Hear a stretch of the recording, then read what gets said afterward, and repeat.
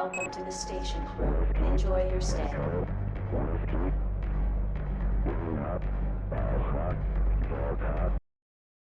Alright cooks, listen up. This here is a table of contents. First off, we have the guide to mining on the station. Secondly, we have the general guide to robustness without the need for phase level click on the head abilities. Finally, there will be a short guide on how to read text in a non-spectacular fashion. The basic equipment you will need is in your locker. You need your protokinetic accelerator, mining scanner, mesons and a blue space shelter capsule. You also have the mining voucher which you can use on the mining vendor to redeem the webbing. The webbing can hold your survival medical pens, capsules, pickaxes, medical patches, tools and a few other small items. Your PKA has room for a flashlight and knife to be attached. Do not use 2 PKA at once, it pains me to watch you fools trying to use them. My reasoning behind this is that the DPS of 2 is worse than a single PKA. It also makes it easy to explode yourself on hit and give all night, not to mention the innate inaccuracy of dual wielding means often you will only hit with half of your shots. There are times where it is appropriate to use 2 at once, but for general mining, do not. Once you are in lava land you will want to get your explorer suit, a GPS and an oxygen tank. The explorer suit is very good for around start exosuit. It is not space-proof, but it has very good explosive and melee armor. Your suit and boots also have 2 small storage slots each that you can access by clicking on them. Consider naming your GPS so fellow miners, concerned blood brothers or would-be assassins can easily find your corpse after you try to dual-wield PKA.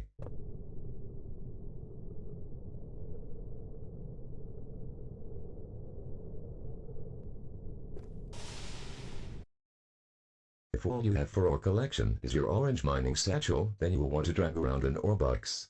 This will automatically deposit ore into the box, which as far as I know is an infinite capacity for ore.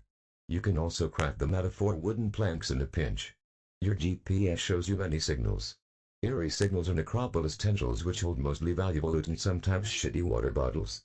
Almost every other signal on the GPS is going to kill you if you run into them, so it is best to avoid them until you are prepared to deal with them.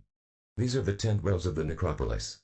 They will continuously spawn of up to 3 of the basic mobs, Goliaths, Watchers and Legion. The Goliath has high health, low speed and high lethality. They will tend to burrow under you with their red tentacles to hard stun you. If you are fighting multiple Goliaths, it is easy to get chain stunned into oblivion.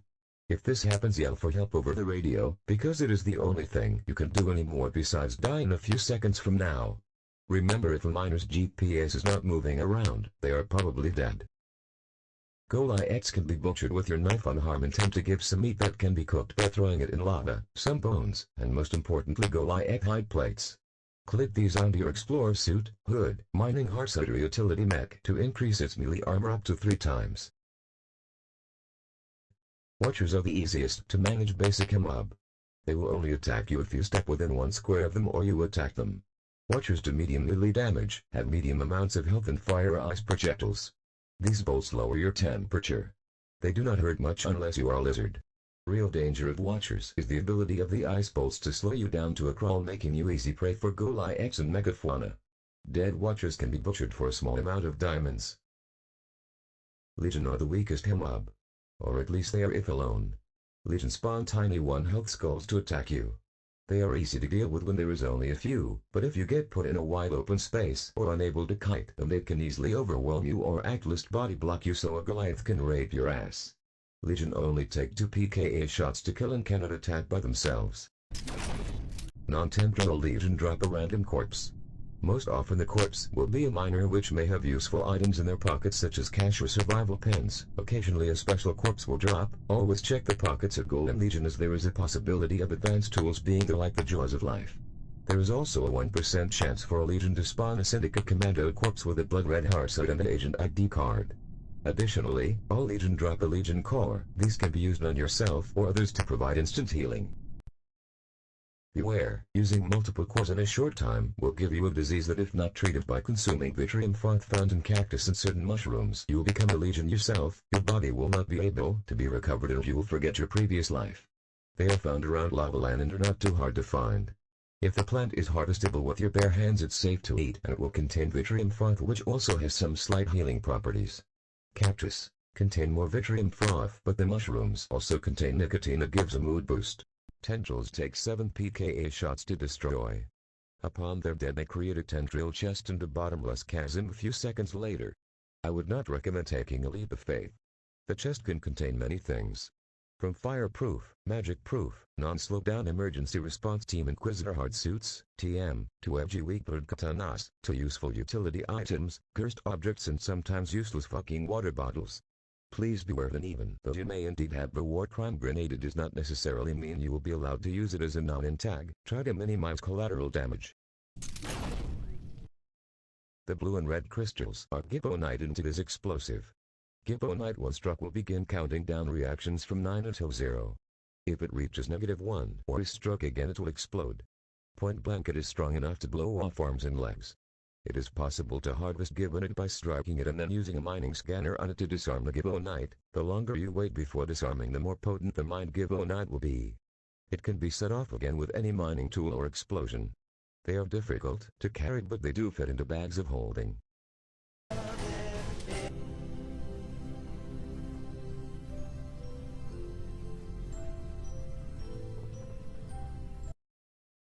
Eventually, after you have gathered some ore, you will want to deposit it on a station. Do this by dragging your ore box above the ore redemption machine or drop the ore on the ground in the same spot. You can redeem mining points from the ORM to spend at the mining vendor. Remember to pass through science to upgrade the ORM because this increases the amount of useful materials gained per hour and the amount of points generated. You should also pass through science to research mining technology in blue space mining satchels. If they already have, you can print them at the cargo lathe. Things that you may want to print from the lathe include plasma cutters, advanced plasma cutters that make mining a breeze, pKa upgrades of which I recommend using triple cooldown. There are times where using damage upgrades are better, mostly in the same times as dual wielding. They add an additional 10 damage to each shot and cooldowns have a higher DPS gain, so I use those. There are also blue space mining satchels which have infinite ore capacity. You can also print RCD, which are useful for breaking into places or building bridges across lava. There will be a time when an airy moan will rise on the wind. This signals that an ash storm is approaching and that you should seek cover. Most ruins provide shelter, but you also have your bliss by shelter capsules. The capsules contain down pockets and a large supply of medicine. Sometimes the storm will be a fake out, but there is no way to tell beforehand. You can tank the damage from the storm for a while, but you cannot survive a whole storm without burning through vast amounts of medicine. Be sure that you have not got the aggro of any Goliath, as they can smash pot walls with ease. This brings the mining tutorial to a close. This is not but the basics of mining and your first step into becoming a power gamer. I have not touched on things like megafauna, space exploration or fancy hell ruins. But I will show some of the applications for your newly acquired set of skills. Tradering as a miner is mechanically easy but socially difficult. It is strange to see a miner doing anything that is not idle banter, mining or developing whatever power gamer tool they want. A miner poking around the botany waiting for the botanist to be alone is suspicious at best. Miners find it easy to win fights not by having the aforementioned click on the head abilities of a FaZe clan god, but by having items and equipment that makes it difficult for others to fight back in the first place. There is a reason so many people swear by stun-based combat over DPS-based combat. If you manage to stun your opponent, then their mega DPS means nothing anymore because they cannot bring it to bear against you. This means shoves, stun batons and flashes are still very powerful. However, most of these methods have counters like sunglasses and not standing next to a wall. In this vein, I will list some gamer gear that gives you the illusion of being robust, but really all you have is knowledge. There are quite a few things you need to carry around at all times if you want to be able to counter anything that comes your way, and thus a bag of holding is a must-have. As of right now, you can have multiple bags of holding inside each other without them becoming a black hole, allowing infinite storage trees. Don't expect this to last very long after this video goes up, though it is not an intended feature. These can be printed in a science lathe. Sometimes there are things that even a bar cannot hold. For example, dead bodies, fellow SSD teammates, or archdemons from hell. This is where the blue space body bag comes in. It allows 7 objects to be stored in it while still allowing you to fold up and pick up the bag. These can be made in the medical or science lathes. Another item from the science lathe is the quantum inverters. When linked with another inverter, using it will swap the position of the inverter, person holding it, or the container that it is in after a delay. Inverters make a good replacement for the shuttle to lava land or an emergency escape button. However, beware that people can pick up the inverter that replaced you and try to invert you back to them, ignoring the 30-second cooldown you would face trying to do the same. Always be ready to unline the inverter by alt-clicking on it or actless dropping it on the ground. To avoid or delay this, try hiding the inverter in a box, bag, or locker filled with 30 boxes, any of which could contain your inverter. Or even hide it in an object that people do not know can contain items like fire suits. Breaking into places that you should not be is the bread and butter of tradering. However, you can't always get an e-magnet that can't do anything about bolted doors. Make sure you know how to hack a door open, raise door bolts, and deconstruct reinforced walls. There are things that can help with this. A RCD can deconstruct doors, regular walls, most glass and floors, all while only needing iron or glass as fuel. Advanced tools are available after research at the engineering lathe and can be used to non-destructively open doors. They also double as a crowbar and wire cutters. While you are here, you might as well get a handrail which doubles as a wrench. You may also want to get an experimental welder. However, your plasma cutters also double as half welders. They can do most of the things a welder can except a few things like repairing seaboards. Welding masks can also be useful for welding, and also because there is an unintended feature that allows you to eat while still having internals on. This makes it possible to eat without having to breathe the rancid hell air. The mining vendor contains objects that you can buy with mining points. Here you can get more pots, better mining scanners, spare basic equipment, laser pointers, booze, spacesuits, jetpacks, jump boots, and survival pins. I forgot to mention this earlier, but do not take more than one pen at one time. You can overdose and die from it. If you are having or expect trouble from seaboards, then consider getting and upgrading a laser pointer. With a T4 laser installed, it takes one click to stun and blind a board behind a wall for like 10 seconds or something stupid long. This also works on cameras. One way to not die is to not get in any fights. It's hard to get into fights if there is nobody around to bust your ass. Murder boning is generally frowned upon. However, making areas of the station inhospitable to everyone but you will neatly allow you to move around while keeping everyone away. One thing that humans do not like is being in space without a suit. Expose areas that you plan to frequent or take hold of this space. If you manage to get a fireproofing potion, Inquisitor or Champion heart suit holding a stack or two of plasma to burn with a welder or cutter makes you a spicy opener.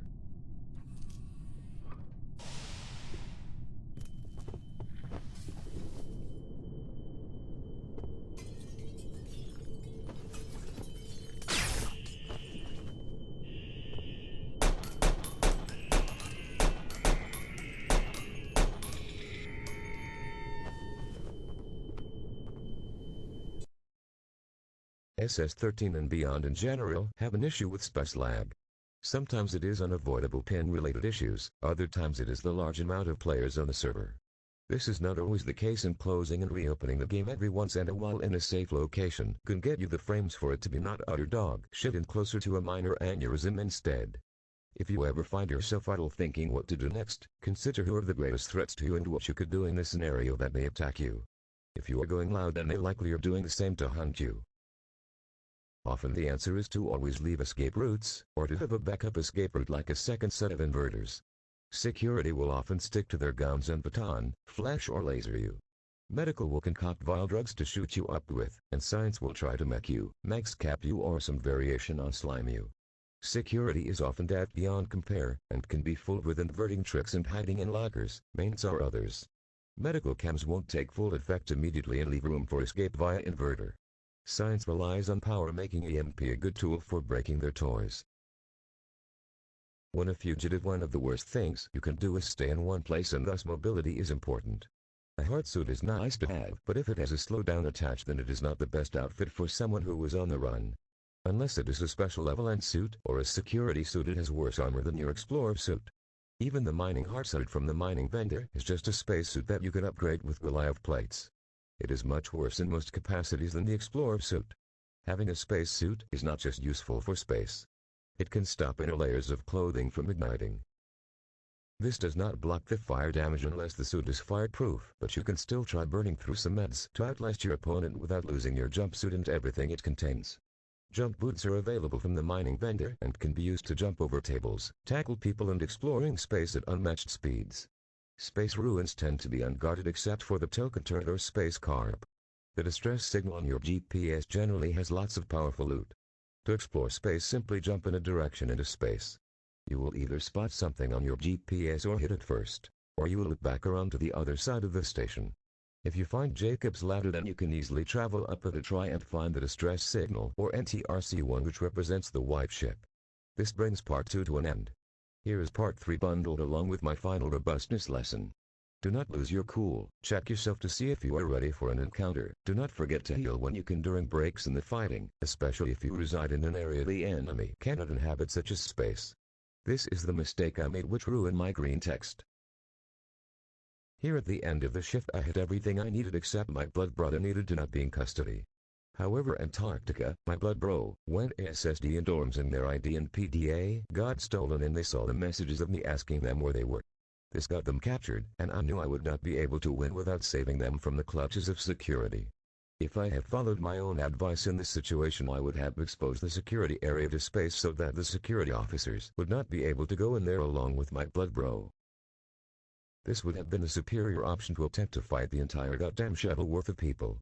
I had a teleport cube set up and an escape pod that would allow me to escape at any time, but I had lost my cool and was acting on my unga bunga kill all and save blood bro instincts, which I did not have enough time to do.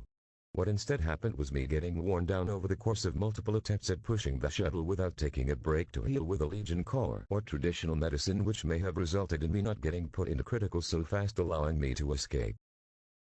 Pushing down an established entrance rather than a window or wall kept my attacks predictable and easily prepared for.